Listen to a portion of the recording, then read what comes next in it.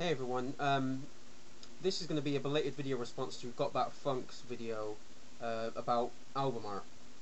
I would have done this yesterday, but I was, how should we say this, otherwise engaged.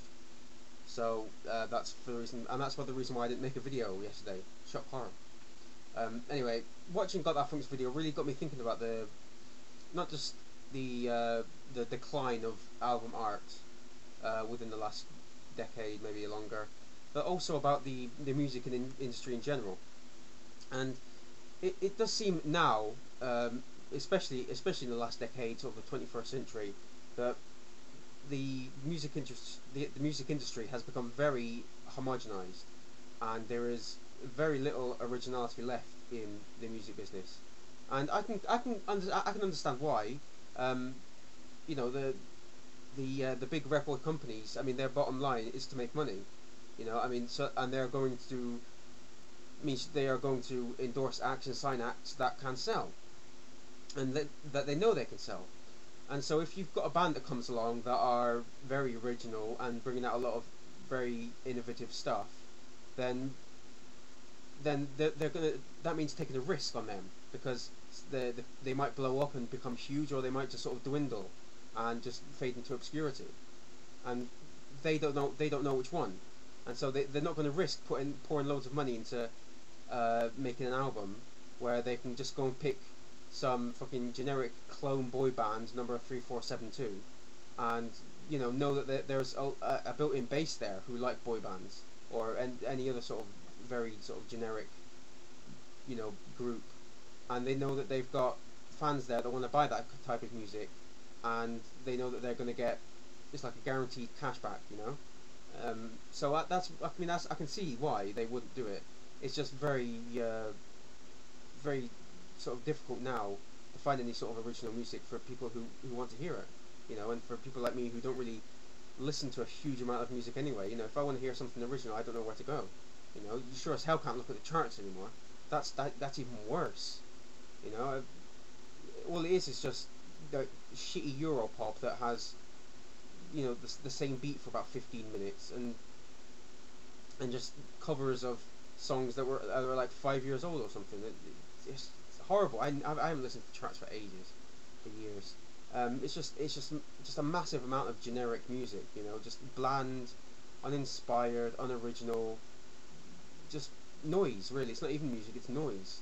Um, and I was thinking that there really is no such thing. We've changed. Our musical tastes have changed so much, and the way we view music has changed so much that I don't even know if there is such a thing as a concept album anymore. It just seems to me like an album is more a collection of singles, and just some filler songs. Albums have definitely become more of a product rather than an outpouring of talent and emotion, and just raw magnetism, and put onto a collection of songs. That's what it seems like to me. And another thing I've noticed as well with album covers recently is that it seems like, especially with you have a lots of uh, supermarkets and places like that selling music, it's almost like the album covers that they release now are so so toned down and so bright and flashy that it's like they're trying to sell like a packet of cereal rather than an album. I mean, I wouldn't be surprised if on one of the newest albums on the chart it says free from artificial colours and preservatives or something. It's bright, it's flashy, it has to try and catch your eye really quickly. It's not about the artistry of the album cover, and it's not about the trying to drive home a message, trying to portray an idea.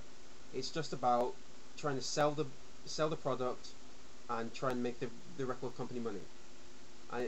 It's just it's a very depressing thing when you consider some of the genius that we've had a couple of decades ago. you know and some of the album covers are just fucking fantastic.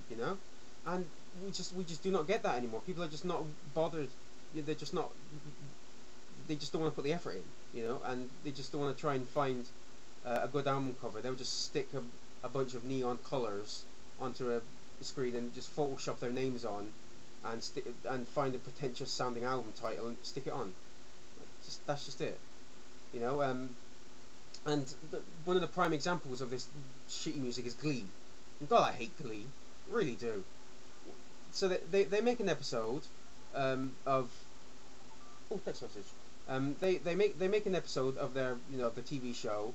They sing a song in it, and immediately it's out for download, and it does well. It goes into the charts. It may not peak, but really for what it is, it's they have no sort of costs in promoting it. It's on a TV show, and so they've already got an inbuilt audience there. Well, I mean, by a bunch of sheep, who think that the Miley Cyrus and Jonas Brothers are original, and they haven't heard anything before 2005. I'm just going to go and buy this stuff, and it's really sad. But as I said before, I can see why, because these songs and these sort of TV shows and that sort of talentless noise has a built-in fan base, and they know people are going to buy it, and so it's safe money for them. So I can see why it just depresses me. There's just no thoughts to the songs at all. They'll just pick any sort of song that's either popular now or was popular back in the day, and they'll record it, and they'll make money. And that's just very sad. I don't know what's happening to the record industry. That's why I don't. That's why I don't really listen to much new music. I tend to stick to the prog rock, or the 90s hip hop when it was good. Yeah. There we go. That was my opinion on the music industry of today. So, with that, I shall bid you adieu and say cheerio.